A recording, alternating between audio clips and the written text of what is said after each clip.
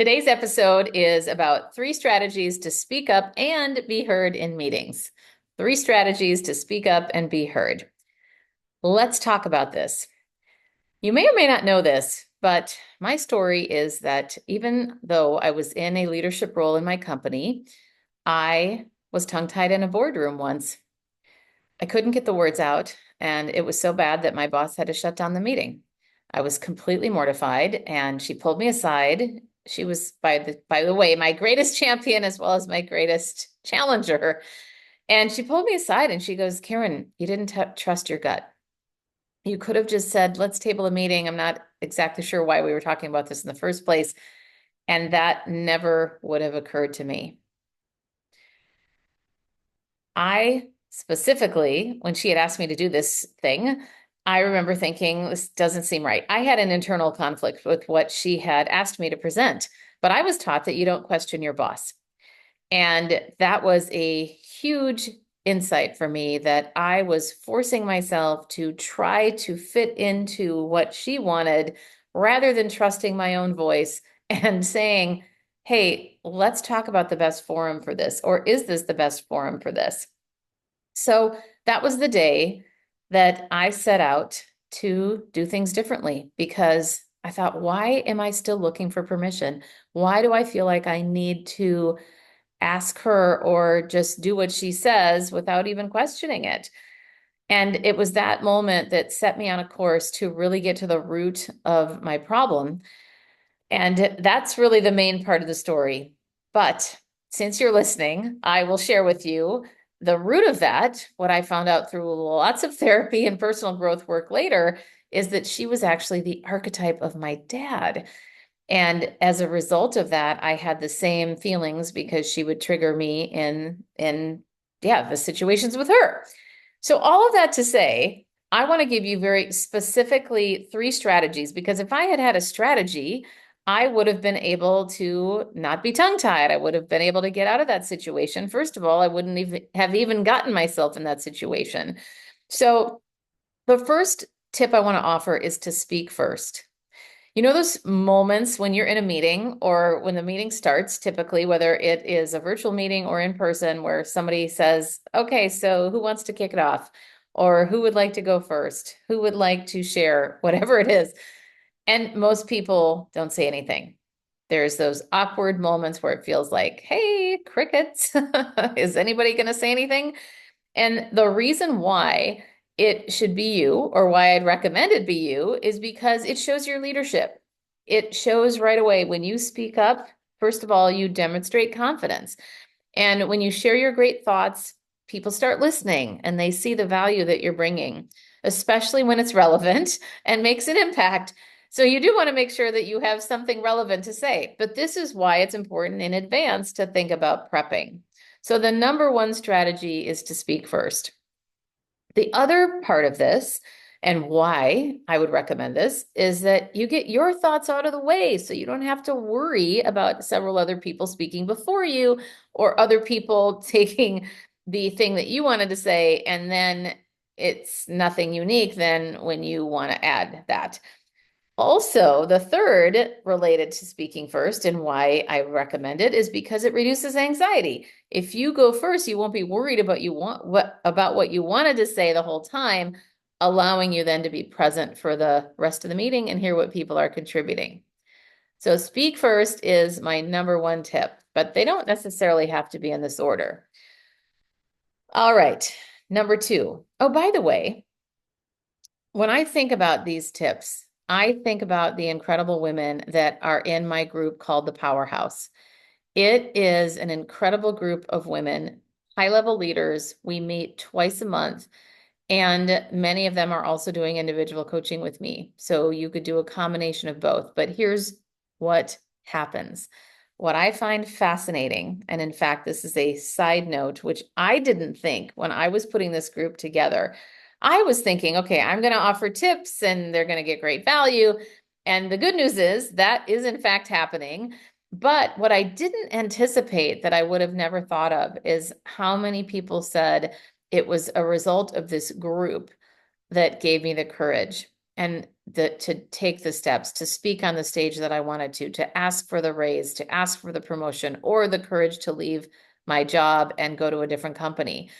What's fascinating to me about that is, and this relates to a statistic that I heard recently, that outside of food, clothing, and shelter, the next human need is belonging.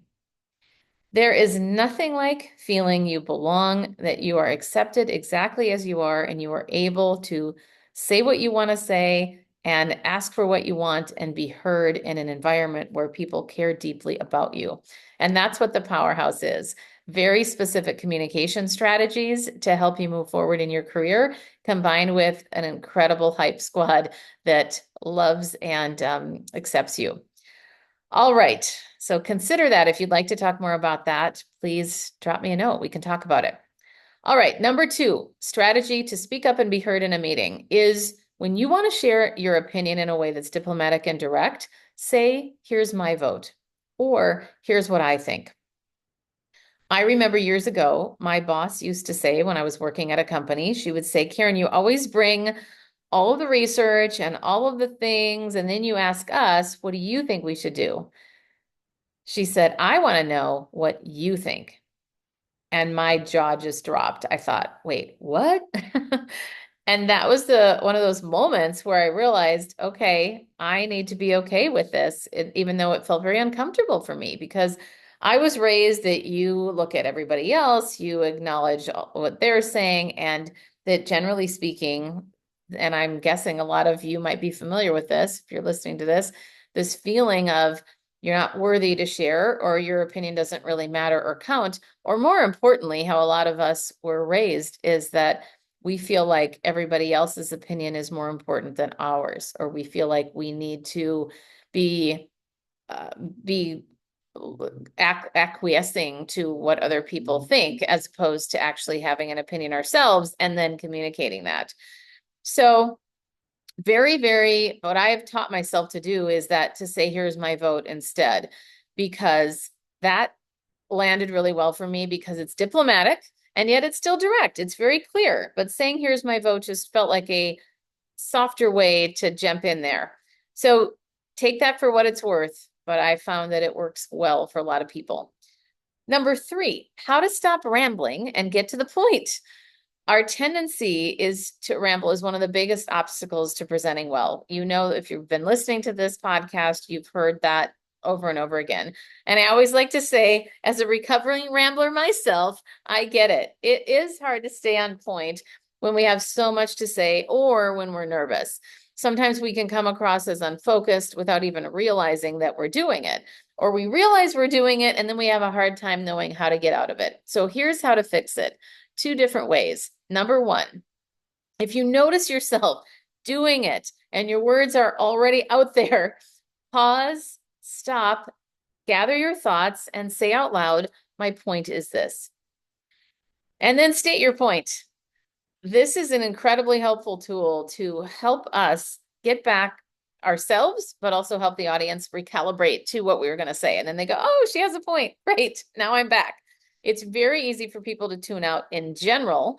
And so whether you're speaking or not, frankly, we are in this attention economy right now. So making sure that your words have meaning, they're punchy, they're pithy, and you can move things forward.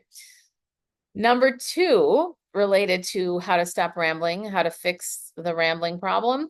If you realize you're lost, pause, stay silent, gather your thoughts, and then move on with your point. Nobody will even notice the difference.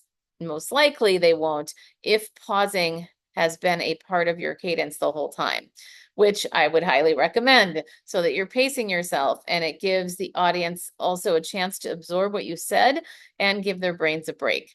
So those are some very specific examples around the pausing and the power of that. It also gives you a chance to say or to think about what you wanted to say next. So that's how to stop rambling and get to the point. All right. I believe we have done it all. So as a recap, number 1, speak first. Number 2, say, here's my vote when you want to share your opinion. And number Huh. Hold on. Hold, please. All right. And number three is how to stop rambling and get to the point. So those are my tips for you. As a reminder, on my website, you've got 9 words to avoid and what to say instead. If you would like to grab that, it is a free download. Also, something that I haven't spoken about too much is my confidence cocktail. If you would like to take that assessment to see where you rate on a scale of 1 to 10 in these 8 ingredients around the cocktail, go for it. I'm going to put that in the show notes so you can grab that confidence cocktail, assess where you're at, and then if you want, we can schedule a call to walk through it. All right. Well, have a great rest of your day and make sure that you speak up so you can be heard in those meetings or also in your personal life, wherever life leads you.